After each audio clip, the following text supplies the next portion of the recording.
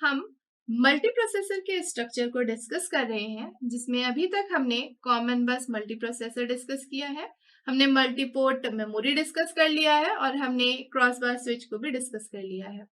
हमारा जो आज का लेक्चर है उसमें हम मल्टी स्टेज स्विचिंग नेटवर्क को डिस्कस करने वाले हैं।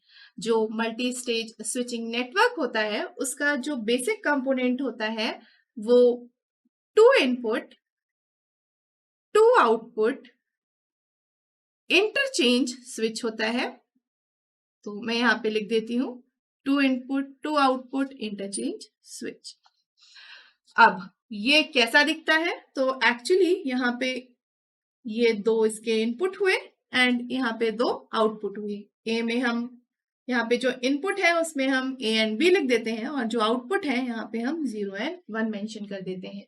ये जो होता है ये इनपुट टर्मिनल होते हैं और ये जो है ये आउटपुट टर्मिनल है। ये इनपुट टर्मिनल है, ये आउटपुट टर्मिनल है। लिमिटेशन यहाँ पे ये होती है कि एक टाइम पर केवल एक ही इनपुट टर्मिनल एक आउटपुट टर्मिनल से कनेक्ट कर सकता है। कैसे? तो हम एक एग्जांपल से इसको समझते हैं। यहाँ पे मान लीजिए हमारे पास ए है, ये बी है, ये 0 है और ये 1 है। अब एक टाइम पे केवल एक ही इनपुट टर्मिनल एक आउटपुट टर्मिनल से कनेक्ट होगा। मतलब अगर ए यहाँ पे आउटपुट टर्मिनल 1 से कनेक्ट हो रहा है तो बी जो है वो 0 से कनेक्ट नहीं हो सकता। दूसरा एग्जाम्पल इसका कैसा हो सकता है? कुछ इस तरीके का। यहाँ पे जो ए है इस टाइम पे वो 0 से कनेक्ट हो सकता है और अभी कोई और इनपुट टर्मिनल किसी भी आउटपुट टर्मिनल से कनेक्ट नहीं हो पाएगा।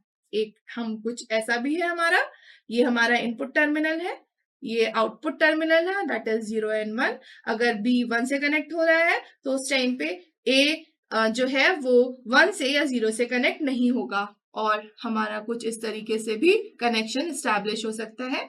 ये है ए और ये है बी, ये 0 एंड ये 1। तो यहाँ पे हम बी को 0 से कनेक्ट कर सकते हैं।